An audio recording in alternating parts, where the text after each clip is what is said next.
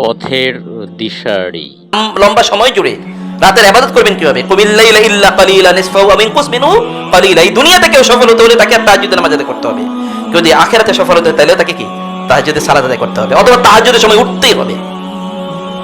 ওয়া মিনাল লাইলি ফাতাহাজ্জাদ বিহি নাফিলাতান লাক আসা আন ইয়াবআসাকা রাব্বুকা মাকামান মাহমুদা। আল্লাহ তাআলা বলেছেন, তুমি যদি মাকামে মাহমুদ, সম্মানিত জায়গায়, পজিশনে যেতে চাও তাহলে তোমাকে আর্লি উঠতে হবে। অন্যরা যখন ঘুমিয়ে আছে তখন তোমাকে উঠতে হবে। তুমি সমাজে অন্যরকম হতে চাও তাহলে অন্যদের থেকে আলাদা হতে হবে। আপনি সমাজে 1 কোটির মধ্যে একজন হতে চান, তাহলে 1 কোটি লোক সকালে তারা ঘুমিয়ে থাকে, আপনাকে যখন লোকেরা ঘুমিয়ে আছে তখন আপনাকে জেগে থাকতে হবে। তাইলে কেবল আপনি তাদের থেকে ডিফারেন্ট হতে পারবেন। ডিফারেন্স, ডিস্টিংশন, এটা আপনার অ্যাকশনের উপর নির্ভর করে, আপনার পলিসির উপর নির্ভর করে। আপনি কি করছেন? আপনি সিমিলার কাজ করে তো সিমিলারই হবেন, বুঝেননি কথা? আপনি অন্যদের মতো কাজ করে তো আপনি তাদের মতোই হবেন। আপনি যদি তাদের চেয়ে ডিফারেন্ট হতে চান তাহলে তাদের চেয়ে ডিফারেন্ট কাজ করতে হবে, যেমন আল্লাহ রাসূল করেছেন। যেমন আল্লাহ তাআলা বলেছেন, ইয়া আইয়ুহাল মুযাম্মিল কুমিল লাইলা ইল্লা কালিলা নিসফাহু আও ইনকুস মিনহু কালিলা আও জিদ আলাইহি ওয়ারাত্তিলিল কুরআনা তারতিলা ইন্না সানুলকি আলাইকা কাওলান সাকিলা ইন্না নাশিয়াতাল লাইলি হিয়া আশাদ্দু ওয়াতআও ওয়া আকামু কিলা ইন্না লাকা ফিন নাহারি সাবহান তাবিলা ওয়াযকুর ইসমা রাব্বিকা ওয়া তাবাত্তাল ইলাইহি তাবতিলা। সব কিছু বাদ দিয়ে দাঁড়ায় যান আপনি আল্লাহর সামনে, কারণ সব বাদ দিয়ে আপনাকে সবার আগে এগিয়ে যেতে হবে। ওয়ামাহিলহুম কালিলা, ওদেরকে আপনি উপেক্ষা করুন, ওদের মতো করে আপনি হয়ে না। Don't become like them, you are not like them. আপনি যদি তাদের চেয়ে অনেক বেশি এগিয়ে যেতে চান তাহলে আপনাকে তাদের চেয়ে ডিফারেন্ট লাইফস্টাইল মেনটেন করতে হবে।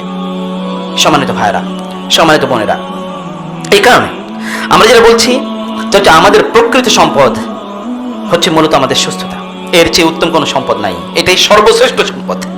এই সম্পদের উপর ভিত্তি করে আপনি অন্য সম্পদ জেনারেট করবেন, কিন্তু if you lose this property then you will not be in a position to generate other properties.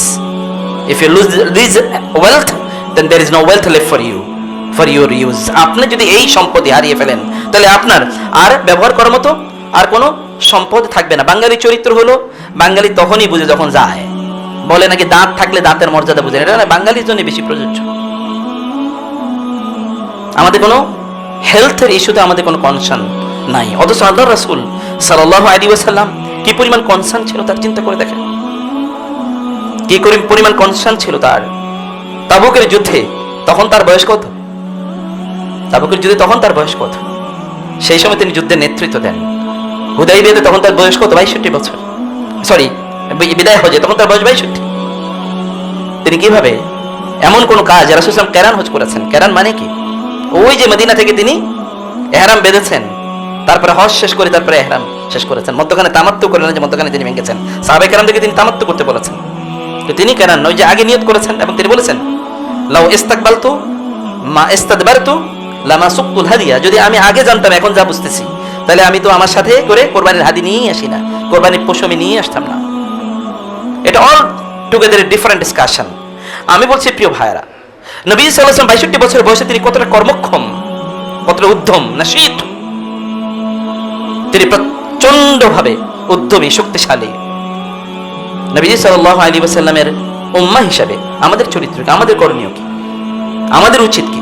আমি সেই বিষয়ে কেবল আপনাদের কয়েকটি দৃষ্টি আকর্ষণ করব, কয়েকটি বিষয় কেবল আমি আপনাদের দৃষ্টিতে নিয়ে আসবো। প্রিয় ভাইরা, সম্মানিত ভাইরা, মনে রাখতে হবে আমাদেরকে, আমাদের গুড হেলথ এটা কোনো বক্তৃতার ইস্যু না, এটা আপনার জিনিস, এটা আপনাকে ফিল করতে হবে।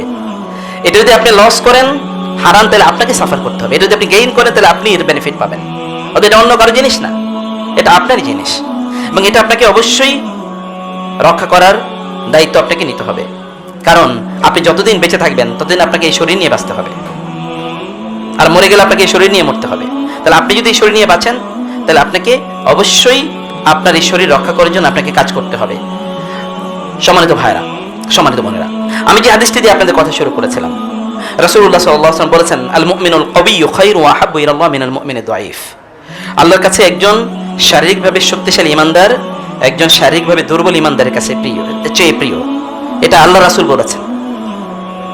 আপনি আল্লাহর কাছে প্রিয় হতে চান কিন্তু আপনার শরীর দুর্বল, কিভাবে প্রিয় হবেন? আপনি তো ইবাদত করতে পারবেন না, আপনি কোরআন তেলাওয়াত করতে পারবেন না, আপনার মনোযোগ থাকে না, আপনি লম্বা সময় নামাজ আদায় করতে পারবেন না, আপনি লম্বা সময় সেজদা দিতে পারবেন না, কারণ আপনার দম বন্ধ হয়ে যায়, আপনার কোমর ব্যথা, অথবা কি আপনার পাগুলো দুর্বল, কাঁপতে থাকেন আপনি।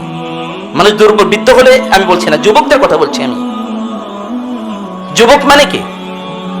যুবক মানে কি আপনি কেবলমাত্র 20, 25, 30 বছরের মানুষকে মনে করবেন?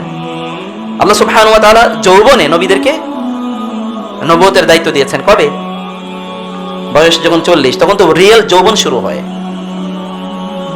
তার আগে যৌবনের একটা টাইম আছে। আল্লাহ সুবহানাহু বলেছেন, ফালাম্মা বালাগা আশুদ্দাহু ওয়াস্তাওয়া আতাইনাহু হুকমান ওয়া ইলমা। ফালাম্মা বালাগা আশুদ্দাহু ওয়াস্তাওয়া, যখন তারা তাদের যৌবনের পরম সীমায় পৌঁছে গিয়েছেন এবং তাদের নিজেদের পায়ের উপর শক্ত করে দাঁড়িয়েছিলেন, আতাইনা হুকমান ওয়া ইলমা, তখন তাদেরকে প্রজ্ঞা দিয়েছি, জ্ঞান দিয়েছি, নবুয়ত দিয়েছি, তারা যেন এগুলো মানুষের কাছে পৌঁছে দেয়। সম্মানিত ভাইরা, নিজেকে আল্লাহর কাছে প্রিয় বানাতে হলে আপনার শরীরকে সুস্থ রাখতে হবে। নিজেকে যদি কল্যাণকর বানাতে হয় তাহলে আপনার শরীরকে আপনার রক্ষা করতে হবে। শরীরকে নষ্ট করে আপনি কোনোদিনই এটা করতে পারবেন না। শরীরকে আপনাকে শক্তিশালী করার জন্য আপনার নিজেরই কাজ করতে, আপনি দিনের খেদমত করতে চান, দিনই দাওয়াতে কাজ করতে চান, আপনি প্রচুর পরিমাণে ইনকাম করতে চান, যেন আপনি একটা মসজিদ নির্মাণ করতে পারেন, যেন আপনি একটা মাদ্রাসা নির্মাণ করতে পারেন, যেন আপনি এলাকার রাস্তাটা নির্মাণ করে দিতে পারেন, যেন আপনি সাধারণ মানুষকে সাহায্য করতে পারেন, যেন আপনি আপনার আত্মীয় স্বজনকে দিতে পারেন, যেন আপনি ভালোভাবে জীবন যাপন করতে পারেন, যেমন আপনার সন্তানদেরকে আপনি ভালো প্রতিষ্ঠানে পড়াতে পারেন, ওদেরকে ভালো জায়গায় রাখতে পারেন, ভালো খাওয়াতে পারেন, ওদেরকে ভালো দিন শেখাতে পারেন। তার জন্য আপনার লাগবে কর্মক্ষমতা, লাগবে আপনার হেলথ, লাগবে সুস্থতা, লাগবে শরীর, লাগবে যেন আপনি 18 ঘন্টা কাজ করলে you will never feel tired. আপনি ক্লান্ত ফিল করছেন, আপনি কাজ করছেন, করতে পারেন আপনি কেবলমাত্র একটা চাকরি করেন, তার 2-3 ঘন্টা আর বাকি সময় কি যে করেন এটা আপনি নিজেও জানেন না, কোনো টাইমের কোনো হিসাব নাই। আপনার মনে হয় যে আল্লাহর কাছে সময় হিসাব দেওয়া লাগবে না? রাসূল সাল্লাল্লাহু আলাইহি ওয়াসাল্লাম কি এই কথা বলেন নাই? ইগতানিম খামসান ক্বাবলা খামসিন, তোমার 5টি জিনিস চলে যাওয়ার আগে সেই 5টি জিনিসের গুরুত্ব দাও। ওয়াসিহহাতাকা ক্বাবলা সুকমিক, এর মধ্যে আল্লাহ রাসূল স্পষ্ট করে বলেছেন তোমার অসুস্থতা আসার আগে তোমার সুস্থতাকে, তোমার সুস্থ শরীরকে। এটা তো নেয়ামত, এই যে তারিম, এটা গনিমত। আল্লাহ রাসূল সাল্লাল্লাহু আলাইহি ওয়াসাল্লাম বলেছেন এই গনিমতকে তোমরা, এবং কিয়ামতের দিন রাসূল সাল্লাল্লাহু আলাইহি ওয়াসাল্লাম বলেছেন আল্লাহ তাআলা লা তাজুলা কাদামা ইবনু আদম হাত্তা ইউসালা আন খামসিন আও 40, কিয়ামতের দিন আপনি সামনে এগোতে পারবেন, আপনার শরীরের ব্যাপারে আপনাকে প্রশ্ন করা হবে। আপনি শরীরটা কি করেছেন বলেন? রাসূলুল্লাহ সাল্লাল্লাহু আলাইহি ওয়াসাল্লাম কি কথা বলেন নাই? কোন একজন ব্যক্তি তার নিজকে যদি আত্মহত্যা করে উহুদের যুদ্ধে, একজনের ব্যাপারে সাহাবায়ে কেরাম বললেন উনি যেই ভাবে যুদ্ধ করছেন উনি আমাদের মধ্যে সেরা মুজাহিদ। রাসূল বললেন আলা ইন্নাহু ফিন্নার, সে জাহান্নামী। এই কথা যখন বলেছেন সাহাবায়ে কেরাম অবাক হয়ে গেলেন যে রাসূলের কথা কি বললেন। সাহাবায়ে কেরাম অবাক হয়ে গেলেন। একজন বললেন রাসূল যেহেতু বলছে নিশ্চয়ই কিছু একটা ঘটনা আছে। তিনি বলেন আমি তার পেছনে পেছনে ছুটলাম, সে যেই দিকে যায় আমি তার পেছনে পেছনে ছুটি, দেখলাম বীর বিক্রমে যুদ্ধ করছে। হঠাৎ করে সে কি হলো? আহত হলো। আহত হয়ে যাওয়ার পর রক্তক্ষরণ শুরু হয়েছে। এটা সে সহ্য করতে পারলো না, তার তলোয়ারটা মাটির সাথে এভাবে গেঁথে দিয়ে তলোয়ারের উপর ঝাঁপ দিয়ে লোকটা আত্মহত্যা করেছে। আমি দৌড়ে এসে বললাম আশহাদু আন্নাকা রাসূলুল্লাহ, আশহাদু আন্নাকা রাসূলুল্লাহ, আশহাদু আন্নাকা রাসূলুল্লাহ। আমি সাক্ষ্য দিচ্ছি আপনি আল্লাহর রাসূল, আমি সাক্ষ্য দিচ্ছি আমি আপনার রাসূল, আপনি আল্লাহর রাসূল, আমি সাক্ষ্য দিচ্ছি আপনি আল্লাহর রাসূল। সাহাবায়ে কেরাম বলে কি হয়েছে? আমরা সে সাক্ষ্য দিচ্ছি। রাসূল বলে কি হয়েছে বলো? বলে ইয়া রাসূল, যে আপনি ওই লোকটার ব্যাপারে বলেছেন, লোকটা সত্যি আত্মহত্যা করেছে। আপনি বলার পরে আমি তার পেছনে ছুটছি, আপনি বলার পরে আমি তার পেছনে ছুটেছি। ওদের যুদ্ধে রাসূলুল্লাহ সাল্লাল্লাহু আলাইহি ওয়াসাল্লাম, ওদের যুদ্ধে তো জাবির ইবনে আব্দুল্লাহ রাদিয়াল্লাহু তাআলা আনহু, তার বাবা মারা যায়, তার 9 বোনকে রেখে, লম্বা ফ্যামিলি, এরা সব ইয়াতীম। জাবির ছোট ছেলে কি করবে? তার বাবা আবার অনেক ঋণ করেছে ইহুদিদের কাছ থেকে। ইহুদিরা এসে জাবিরের কাছে বললেন, জাবির তখন রাসূলের কাছে যে আমাদের ঋণ পরিশোধ করো। রাসূল সাল্লাল্লাহু বললেন একটু সময় দাও। বলে না, সময় দেব না, আপনি অবশ্যই দিতে হবে, আপনি দেবেন, আপনি তো তার দায়িত্বশীল। রাসূল সাল্লাল্লাহু জাবিরকে বলেন জাবির যাও, তোমার বাগানে যাও, বাগানে গিয়ে খেজুরগুলো পাড়ো। তাকে তখন তো বার্টারিং সিস্টেম, খেজুরের মাধ্যমে পরিশোধ করতে হবে। খেজুরগুলো পাড়ো, খেজুরগুলো পেড়ে তুমি ভালো খেজুরগুলো যেগুলো এগুলো আজওয়া, এগুলো তুমি আলাদা রাখবা, অন্যান্য যে সকল সাধারণ খেজুর এগুলো আলাদা রাখবা। আমি আসার আগে তুমি কিন্তু টাচ করবা না, খেজুর পেড়ে শুধুমাত্র স্তূপ করে রাখবা। ওমর রাদিয়াল্লাহু তাআলা ওইখানে দাঁড়ান। ওমর রাদিয়াল্লাহু বলেন আল্লাহ রাসূল যখন বলছে যে আমি আসার আগে টাচ করবা না, আমি ভাবছি, আমি বিশ্বাস করছি যে কিছু একটা ঘটবে আজকে কিছু একটা ঘটবে। এ কারণে আবু বকর সেখানে ছিলেন। জাবের চলে গেলেন। চলে যাওয়ার পর জাবের সেগুলো রাসূল সাল্লাল্লাহু আলাইহি ওয়াসাল্লাম সহ জাবের গেলেন। রাসূল সাল্লাল্লাহু আলাইহি ওয়াসাল্লাম জাবেরকে বললেন তুমি দাঁড়াও।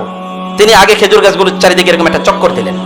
চক্কর দেওয়ার পরে বলেন যাও এবার খেজুর গাছে উঠো, এগুলো পাড়ো, আমি একটু বাসায় যাচ্ছি, আমি ফিরে আসার আগে কিন্তু আগেই বলছি এগুলো ধরবা না কিচ্ছু, এগুলো কেবল স্তূপ করে রাখো। ওমর বলেন আমি বুঝছি কিছু একটা ঘটবে আজকে। খেজুর পাড়া শেষ, রাসূলকে জানানো হলো। রাসূল সাল্লাল্লাহু আলাইহি ওয়াসাল্লাম সেখানে আসলেন। আসার পরে তিনি বলেন তোমার পাওনাদার দিকে ডাকো, পাওনাদাররা আসো। আশরাফ রাসূল বললেন, থামো, আসো তোমরা, তোমাদের কি কি কে কি কি পাবা বলো। তেরা এরা বলছে। রাসূল ওই খেজুরের উপর বসলেন, বসে জাবেরকে বললেন, জাবের দিতে থাকো। জাবের বলে যে আমি দিতে থাকলাম। আল্লাহর কসম আমি দেওয়ার পরে দেখলাম যে একটা খেজুর এখান থেকে নড়ে নাই, যা খেজুর ছিল সব থেকে গেছে। বরং এগুলো নিয়ে এরপরে আমি বাসায় গেলাম, বাসায় গিয়ে দেখলাম সেখানে প্রায় 40-50 মণ খেজুর হয়েছে, এত পরিমাণ। ভিডিওটি ভালো লাগলে লাইক ও সাবস্ক্রাইব করে পাশে থাকবেন।